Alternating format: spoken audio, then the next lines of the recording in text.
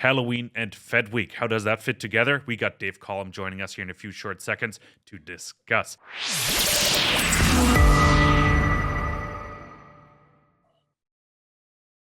Welcome back to SF Live. Thanks for joining us here. And I'm joined by Dave B. Collum here in a few short seconds. He's a professor of organic chemistry at Cornell, but we're not going to talk about chemistry today. We're going to talk about markets. Dave is a great commentator on it, and really like picking his brain. I recently ran into him in New Orleans, and we decided to have a follow-up conversation here now.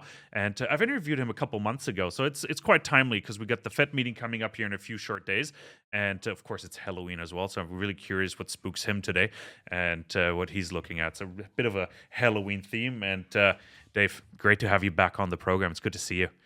It's always fun to chat. Glad to be here. Yeah. How was New Orleans? How are things? And how was the conference? Well, I had 4 independent gigs at the meeting, and so I came but somewhat tired, somewhat exhausted. I talked my ass off. And as you know, twice I just mentally boned it and stiffed you on an interview. So I wasn't going to bring it up, but yeah. Oh yeah, no, I have to apologize, and the whole conference is this blur. So anyway, I seem to have brought COVID back with me, and my wife got it too, and it's just a bad cold basically, but. I'll be coughing occasionally through the talk, hacking up crap. So that's all right. I got the mute button for that. But Dave, like sort of your presentation was the merits of price gouging, right? So right. I'm really curious, drill down a little deeper because I haven't had a chance to watch it yet, and I'm still waiting for the links to some of the presentations to be shared here. But what was your presentation about, and what did you want the investors to sort of walk away from your talk?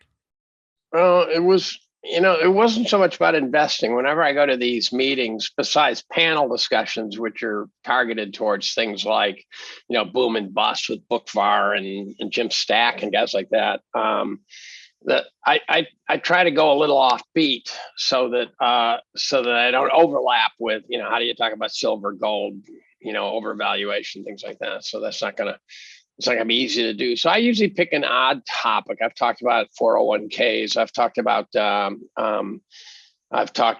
about climate change last year and how it's the world's most expensive hoax and things like that. This year I talked about the merits of price gouging, and it followed some themes. It basically followed the theme of when there is some sort of natural disaster that's predictable, or at least the probability of one is predictable. You should be prepared. So I put a big emphasis on that, and how, if you live in a hurricane zone and you're buying plywood at 3 days before the storm, you already blew it completely. You should have that somewhere in your garage or whatever if you can. I talked a lot about being ready for serious shutdowns, like food shutdowns and stuff like that, and how you really, for a very nominal sum of money, you could have, rice and beans in your basement. And worst case scenario, you give it to some food kitchen and start all over again. But I think people have lived in this utopian world where they're simply not ready for anything, and that I think is a mistake. Then you get into the price gouging part, which is always considered a bad thing, but who's going to price gouge? It's not going to be Walmart. They're not going to raise prices. In fact, they're going to bring in more goods if they can. It's not going to be your local store owner because he's gouging his neighbor. So that's not going to happen. So the price gougers turn out to be the guys who are going to, load up the back of their pickup truck with generators and gas and maybe a truckload of ice or something. And they're going to leave work, and they're going to take a financial and even physical risk, and they're going to come down, and there's a potential profit to be made. And if they're clever, they'll have a card swiper and whatever. If you treat them with disdain, and even worse, if you treat them with legal sanctions, then they won't come. And then the question is, what did you benefit from that? And the answer is nothing. And so a free market would actually let the price gougers come. The price gouging would come down to a reasonable level. I think the supplies that were desperately needed would be more heavily priced because of these risks that the person has to take. But you don't have to buy it. And I think there's times where, doing the right thing would be better, but not everyone has the resources to do that. So I think you really do not want to suppress price gouging. I hammered FEMA and things like that. They suck. And then I went at the drug companies, who until fairly recently I backed, but I realized that the drug companies, which really haven't made that phenomenal profits over the last 20 years. If you actually look at their stock price, their dividends, they're not printing money. What they are, however, is they're an aging industry, which is coming up with fewer and fewer really marketable drugs.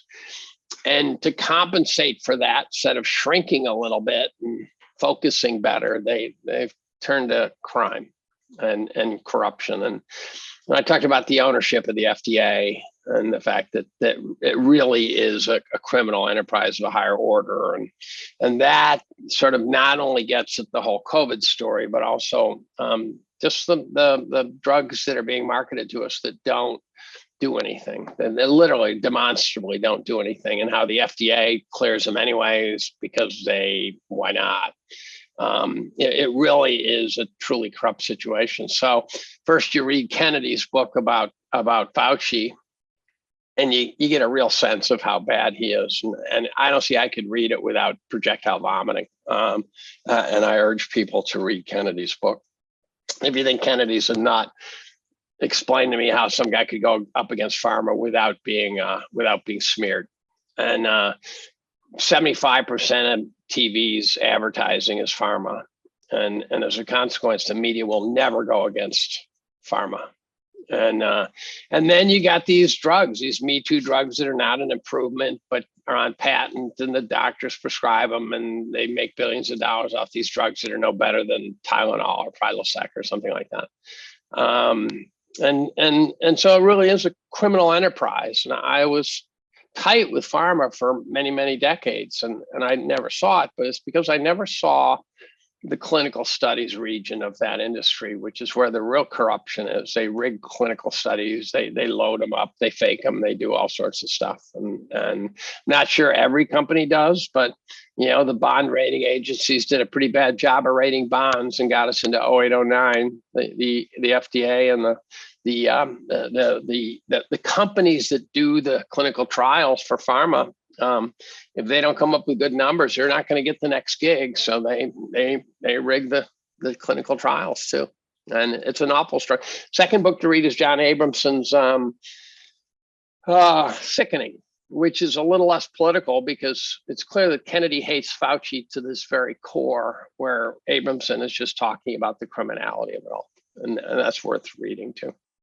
Was there a trigger that prompted you to this? And I'm just thinking while you were chatting, is like, I just read an article that Pfizer is raising prices for the COVID vaccine to $120. They used to sell it for like 20 or 30. Now they're sort of quadrupling prices. Was there a specific trigger for you to prompt that topic for the presentation? Well, first of all, let me point out that Pfizer's revenue should drop to zero. So they can raise it to $100,000. I think that would be, they raise it to $100,000 per vaccine, they would save many lives. I don't think the vaccine works at all. I think you can make a very strong case. The case that you can't make yet, and I'm confident this is true at some level, is how many lives have been lost or shortened because of the vaccine. So, for example, we don't yet know if people are going to die from a heart attack at 65 instead of making it to 85. I think there's a very good chance that the vaccine did subclinical damage on everybody, and it's a gradient. And some people got really sick. Remember the people who felt like crap for 2 days. Some people died. And in between those two and below those two, so what happens if you've got subclinical myocarditis? What happens if you got subclinical microclotting in your brain or other places? You die 10 years from now, no one's going to know what it came from, right? It's just going to be off radar. So if I had to bet a paycheck, I would bet that's a big problem. I don't think that's a stupid theory. Well, New Orleans was a conference. A lot of investment topics were also discussed, right? Right. Gold, silver, U.S. dollar was obviously a dominant one. And during the week of the conference, we also had CPI print as well. So that was a dominant topic of conversation together with the Fed pivot. I think if I had to pick one keyword of the conference, it probably was pivot, because everybody was hoping for it, because everybody thinks, oh, the market is going to turn around once the Fed pivots, or the Fed has to pivot, and everybody's looking for reasons for that. Was that also key takeaway? Because I saw you in the green room a few times. You chatted with a lot of the speakers and panelists. What was one of those takeaways from you, like one topic that you've heard over and over again? Well, I planted my flag in the contrarian side of that story, and that is, I think there's two views. One is that Powell is a creature of the swamp, and that he will tap away on inflation until something bad happens, and then he'll stop immediately and pivot. I'm not convinced that's true. Powell is also a man of wealth and power, possibly aware of his legacy, and does he want to go down in history as Arthur Burns or Paul Volcker? And so there's that question, and I think we're all just guessing, of course, but I think Powell. I think this lately they've been jawboning a softening of their stance, but I think that's just like tapping the brakes on black ice. Doesn't mean you're safe yet. I'm not convinced that Powell's going to pivot. I think he's going to take possession of this. I think he said he was going to cause pain. It was his word, not mine. That's not a metaphor. He said it's going to be painful. And I take his word for it. And he also could be a coward. He's getting tremendous pressure already from the fact that the financial system is so over financialized and so over engineered that when we tap on the brakes, people all over the world are smashing against the windshield. So then the question is, does he care? This won't be over until we have, WorldCom's, Enron's, Lehman's. I think those. It's possible those are already baked in the cake. So it's possible he's already pulled the trigger. The bullet's whistling down the chamber, and we're just waiting to see what happens. And so the other view is that my other concern is that he pivots and it doesn't do any good. I think these Fed-induced V bounces may be a thing of the past with inflation smacking up against us. I think it's quite possible that they just do not have the ammo left to bail out the system without looking like complete assholes. I just don't see. I don't see it as an easy thing. When Volcker hammered the brakes, he didn't have to worry about the integrity of the system. It wasn't unstable the way it is now. So I just don't know I don't know what's going to happen, but I do think it'll end in tragedy, as Edward Chancellor's latest book would say. No, there's a few things I want to follow up on. And let's start maybe, I wouldn't say the obvious one, but if you keep raising rates, eventually your interest payments will get really high. And conference host Brian London had a really interesting presentation on how much interest the U.S. would actually have to sort of choke on every year, sort of have to pay. Like, I think at 4.5%, it's close to $1 trillion. And then it becomes a political issue as well, because you can't sell that anymore to your constituents. So that's sort of, like, for me, one of the very few reasons Powell would actually stop raising rates, because the debt burden / interest payments are getting too high, and the U.S. can't service them, and eventually will have to be very creative or raise their hand and say, okay, we're done. Right? Where is that a valid argument? I think you're describing a hopeless situation, what I like to call stage 4 cancer. So you're talking to your oncologist, and they're giving you the various options, but effectively what they're saying is get your affairs in order. If we can't raise rates because we're that far into debt, then we're screwed. If we do raise rates, we're screwed. And so there's no way. I don't see a way out of this one without being screwed. With 40, 50 years of boneheaded monetary policy and boneheaded fiscal policy. I'm starting to believe that we're going to hit, as you said, we need another Enron, we need another crash or a black swan event, something to clear and clean the system. Right, I just see that happening. We need something. Well, but the Enron they papered over with trillions of dollars, right? No one saw that coming. No one. Tons of people saw the problem coming. Tons. when they say no one saw it coming, that's totally baloney. I could probably identify 1,000 people now who I could show on record said we had a problem coming. The mortgage crisis was so obvious. What no one saw coming was the level of intervention. So when Bear Stearns was bailed out for $30 billion, people were gasping for air, right? They're going, holy moly, I didn't see that coming.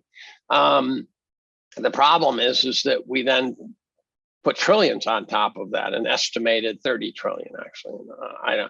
I've not run into anyone who claims to know anyone who got within an order of magnitude in terms of predict. Some people said, well, they would do whatever they had to do. So I knew they'd do it. I go, no, that's not a call. That's not making a call. No, it doesn't fit together. I don't know. As you said, we're sort of headed for a wall. But one other thing you mentioned is the Fed softening its stance, like even slowing down. Just the end of last week, I've seen reports, or somebody mentioned, I think it was one of the Fed, I don't know, Fed men for lack of a term, saying, well, December might only be 50 basis points. I was a bit shocked by the reaction of the market because I thought that was baked in a long time ago because I heard 4.5% interest rate was sort of the goal anyway. And then slow down in December and see what happens, sort of. Did that surprise you at all, the Fed softening its stance a bit, like the messaging there? No, because first of all, they lie. So you don't know what they're actually going to do. You only know what they say they're going to do. Second of all, they're trying to do a controlled burn, right? They're trying to let the air out of the bubble. History shows it doesn't work. But they're trying anyways, and so it's again tapping the brakes on black ice. You're trying to find some way to get the car to go a little slower, and so you do a little bit, and then you try to be careful, and you don't want the whole thing to turn into an apocalypse. And I think it eventually will, but I don't think the Fed will just go headfirst into the apocalypse with no occasional braking and things like that. They're trying to find a way out of this, right? They're doing heroic surgery on the system now. Yeah, absolutely. How does the US dollar fit into that? For me, it's a potential trigger, and what is happening sort of on the currency side that could cause further issues down the road. Saudi Arabia talking with the BRICS nations about maybe leaving the petrodollar system and joining the BRICS. How does that fit in? And what's your opinion on sort of the US dollar current strength and then upcoming weakness, perhaps? Well, so I think all of that fits under the idea that we have a problem with reversing globalization.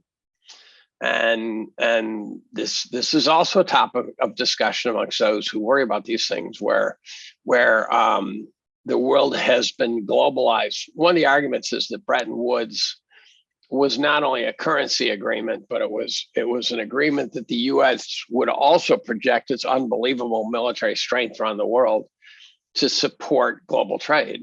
And so we have 10,000 mile supply chains that wouldn't exist if the high seas were just filled with pirates. And so I'm kind of a Monroe Doctrine guy, but have realized, in part listening to various key players, that projecting strength has been of critical importance to keeping the global economy doing what it does best, and that is producing the goods where they ought to be produced most efficiently. I think there are pretty good arguments made that the age of globalization may be over, ending. Of course, it won't be fast, but World War I showed up. We had globalized like crazy right before World War I. There's no way you'd have a war no one would win. Well, who says you have to win in a war, right? It's just a stupid carnage. And so World War I really brought the end of an era, brought the end of an era of monarchs. It really put the foot on globalization until finally after the war, we kind of got our stuff together. I think that could be happening. End of globalization means a deep-seated systemic inflation because you're not making the goods in the most efficient ways possible. So as we talk about onshoring goods production, which I totally get, I think going deeper into debt to buy goods from China for the last 40 years has not been a wise move. But now that pack of half a dozen tube socks at Target's going to cost a lot more money. It's just not going to be cheap. Oh, that's a good point. Like I've been mentioning it in a couple interviews with guests as well. Like reshoring, like just looking at the price levels, $15 an hour. It's just I don't know, just me as a pragmatic, just looking at it, is like, as you said, tube socks are going to have to be more expensive, right? Right. How much stress is the U.S. dollar under right now? Because it feels like everybody's looking at the Fed and the U.S. dollar right now for gold and silver, sort of making the pivot to the precious metals here. But for U.S. dollar in particular, has the precious metals in a tight grip. Like, how much stress is it under? And like buzzword is currency stress, because I saw that in one of the tweets you retweeted of an interview. So, right.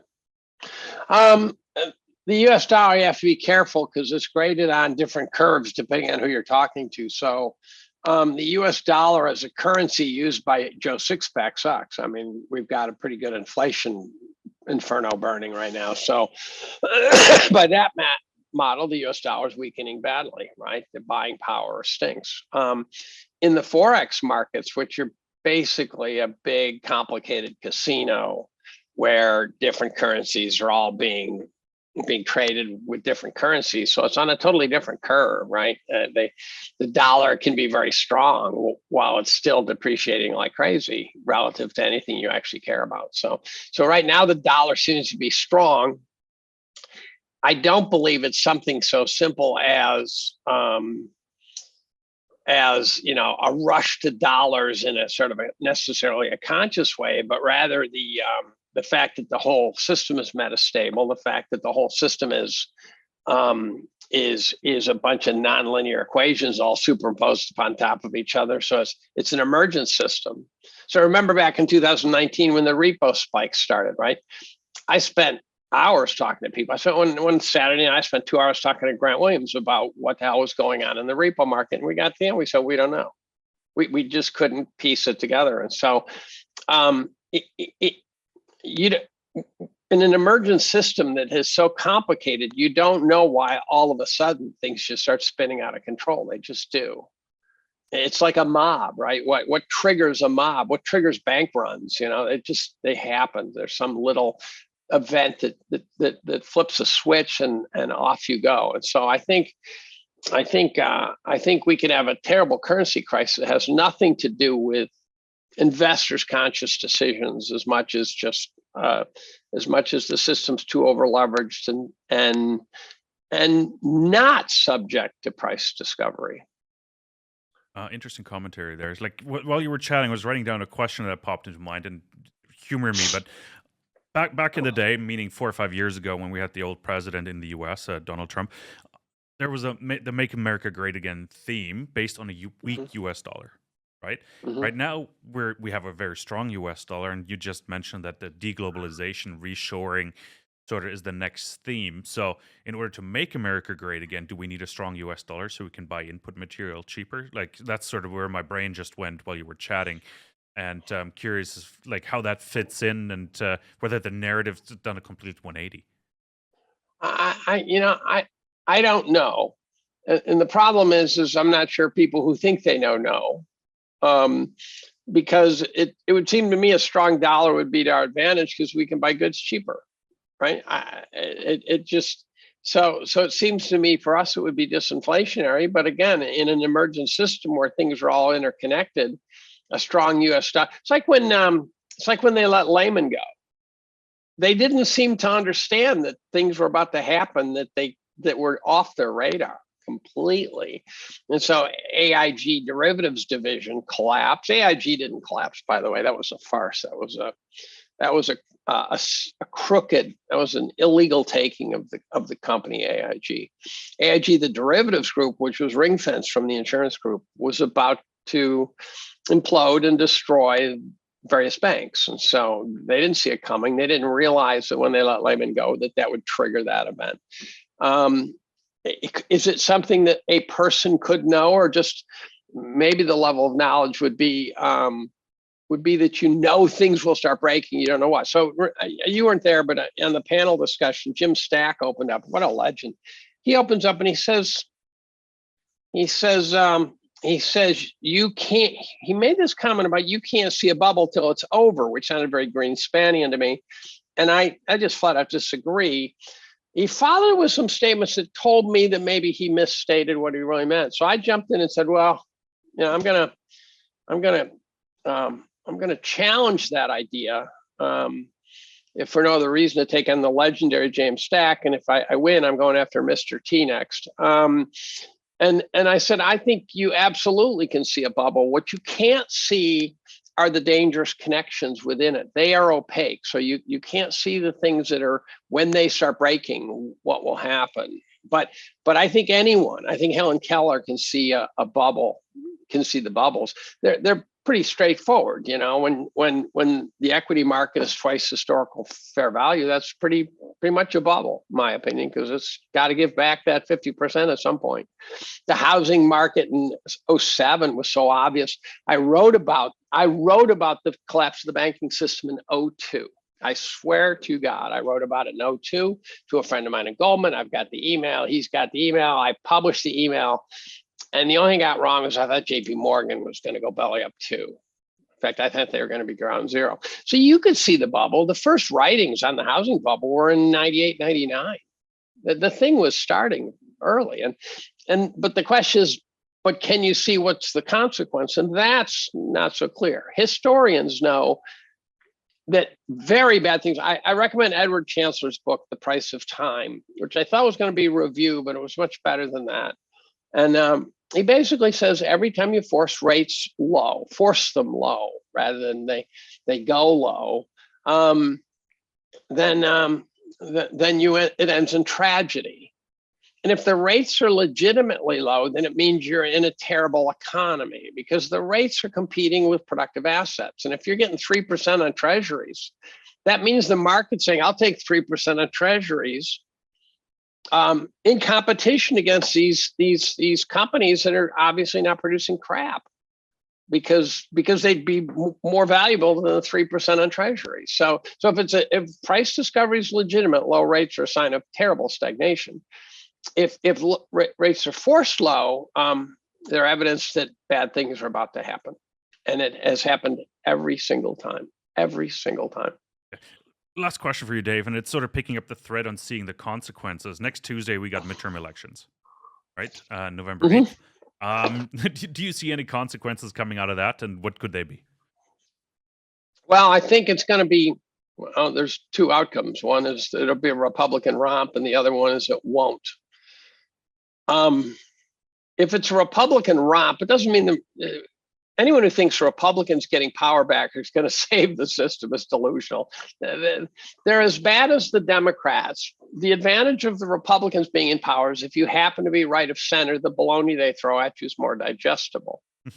So you kind of like the message, even though they're lying to you and doing all the bad things.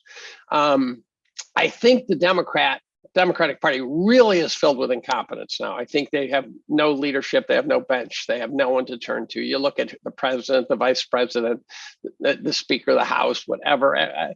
Everything looks like a disaster in the Democratic Party. So as a consequence, just out of, in a rational world, they should be sent to the bench to regroup, to get their game together and come back with a more rational platform, more rational behavior. And so they should get a timeout, period. And they should then move back to the middle, which I thought Biden was going to do, and give the power to the Republicans. So if that happens, we will have a period of pain for the Democrats because they'll think everything a Republican says is bad, and tranquility for the Republicans because they think that Republicans make more sense, that the RNC makes more sense. If the Republicans don't romp, I'm simply not going to believe the election was fair at all. I'm a big believer that elections are rigged. I think they've been rigged for years. I mean, they've been rigged for eternity. They've been rigged since they invented elections. But I think the 2020 election was, I'm an election rigger, right? I think it was rigged at a profound level. And if for some reason the Democrats hold power again, I just won't believe it because I think they stink so badly that it's like saying, we put we put a girls basketball team out on the court and they beat the Lakers. Maybe, I mean, it's not physically impossible, but they better start draining shots pretty fast. And so I will not believe the election, and that'll be a problem for me. I think the election rigging is not a big problem when both candidates or all candidates are vetted by their system. So when we got a Democrat and a Republican running against each other, under normal circumstances, somehow the collective Borg of politics has said, yeah, they're both acceptable candidates.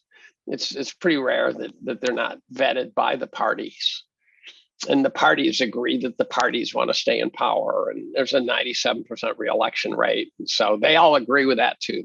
No one wants to give up their seat, and they all agree they don't want to give up their seat. So incumbents love to get reelected, and so they love the system as it exists.